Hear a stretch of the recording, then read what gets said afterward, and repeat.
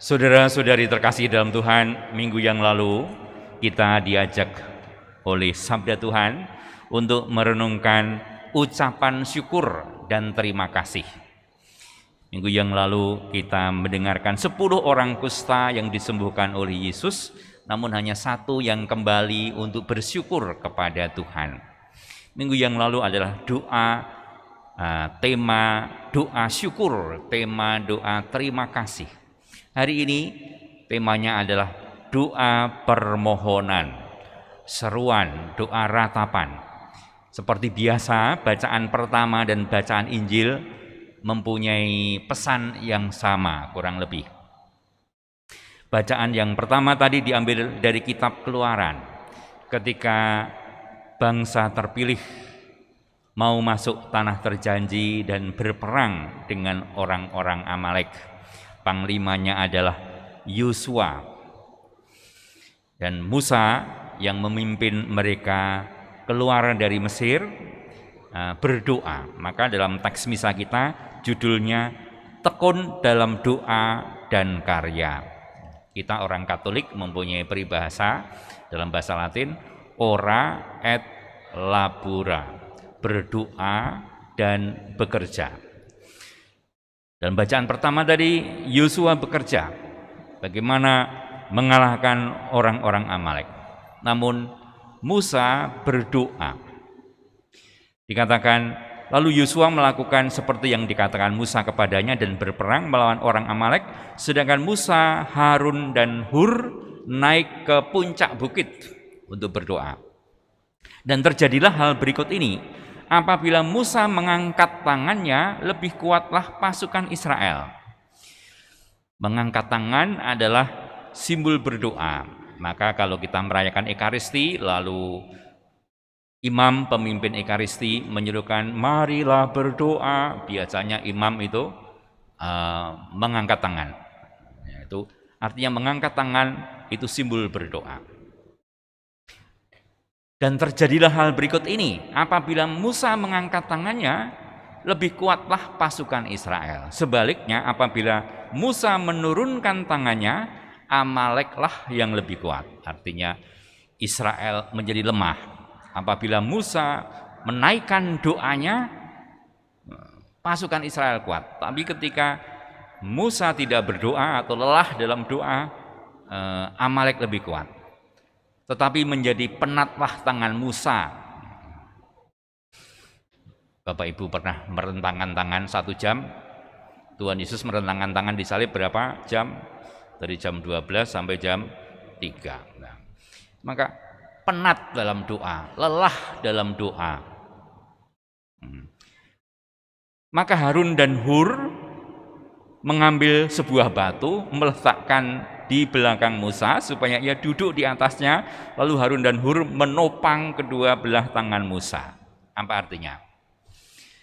Ketika kita berdoa dibantu oleh teman-teman yang lain, ketika doa permohonan kita didoakan bersama dibantu oleh teman-teman lain, maka doa itu akan lebih kuat, akan lebih didengarkan oleh Allah sendiri. Maka kadang-kadang kita secara spontan itu mohon teman-teman kita tolong aku dibantu doa ya. Atau kalau ada teman kita yang mau berziarah ke tempat-tempat ziarah, titip doa ya. Bukankah seperti itu secara spontan? Jadi secara spontan kita mempunyai insting untuk doa bersama itu lebih manjur, lebih kuat, lebih didengarkan oleh Allah. Maka Harun dan Hur mengambil sebuah batu, meletakkannya di belakang Musa supaya ia duduk di atasnya.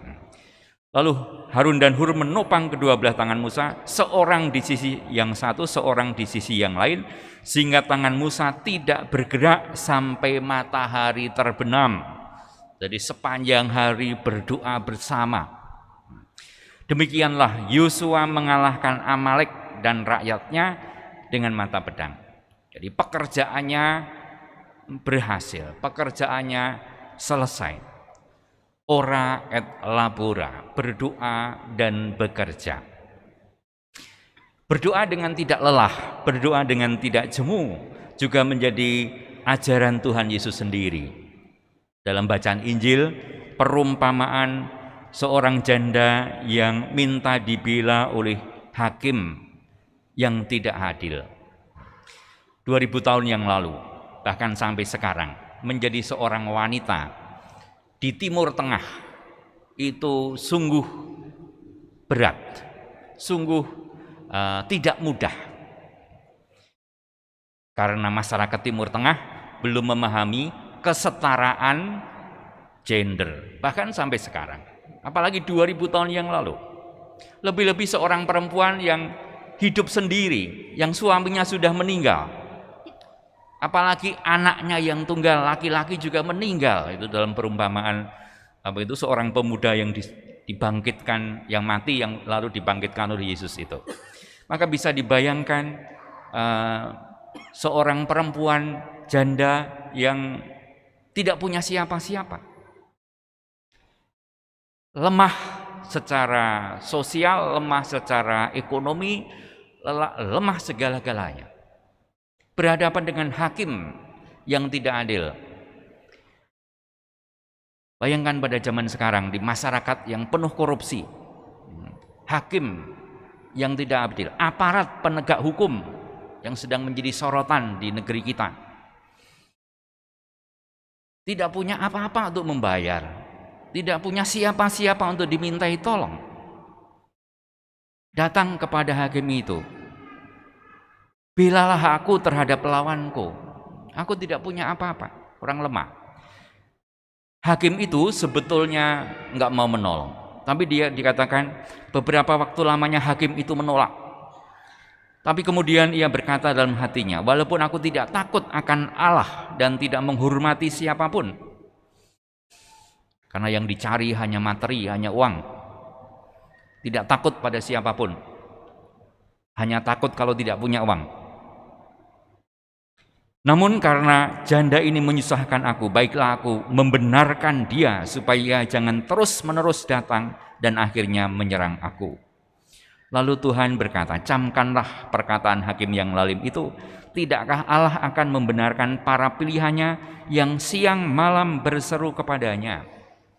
Doa yang tiada jemu, doa yang tiada henti. Dan adakah ia mengulur-ulur waktu sebelum menolong mereka? Aku berkata kepadamu, ia akan segera membenarkan mereka. Akan tetapi jika anak manusia itu datang, adakah ia menemukan iman di bumi? Adakah kita punya ketekunan dalam doa? Karena kadang-kadang kita menyerah dalam doa. Tuhan, kenapa doaku tidak dikabulkan? Seorang murid rohani bertanya pada gurunya, guru, mengapa doaku tidak dikabulkan? Bukankah Allah Maha Baik? Lalu murid rohani itu menyerah untuk berdoa. Toh Tuhan sudah tahu segala-galanya. Walaupun aku sebetulnya punya permohonan, nggak ada gunanya berdoa toh. Tuhan sudah tahu kebutuhanku.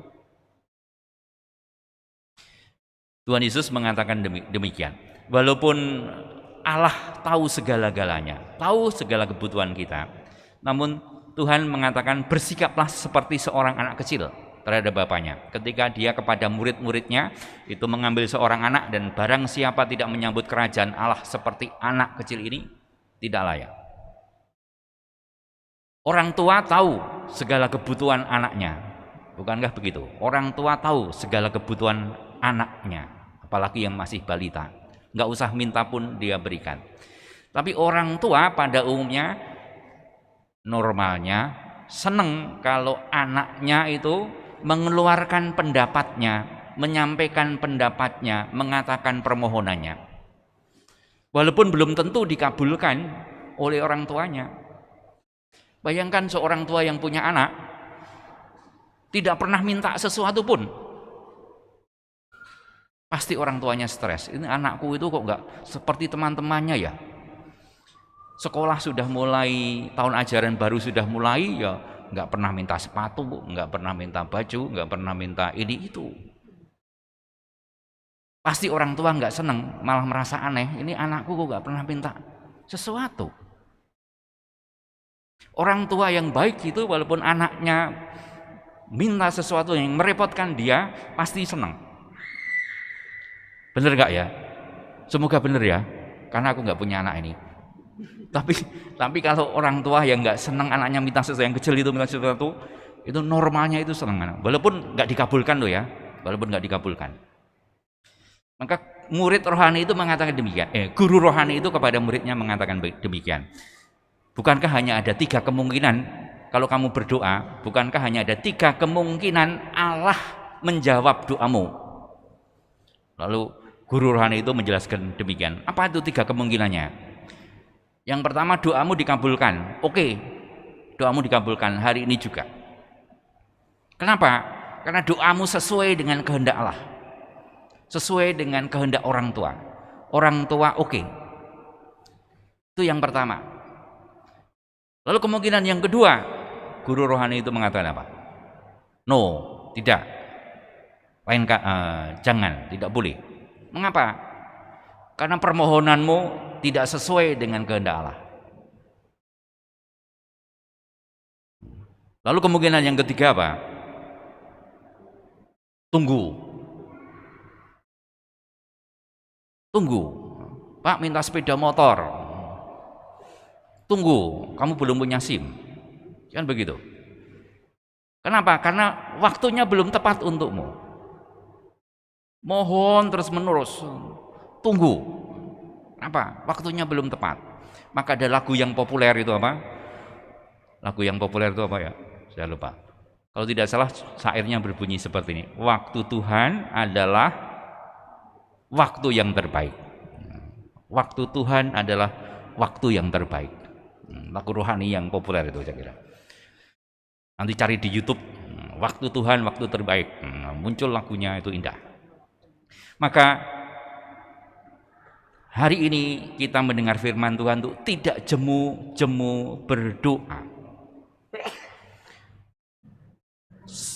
Seorang guru yang sama mengatakan, berdoalah seolah-olah semuanya tergantung hanya pada Allah, namun bekerjalah seolah-olah semuanya hanya bergantung pada dirimu sendiri. Ora et labora, berdoa dan bekerja. Berdoalah seolah-olah semuanya tergantung pada Allah, dan bekerjalah sekuat tenaga seolah-olah semuanya ada padamu. Kemuliaan kepada Bapa dan Putra dan Roh Kudus.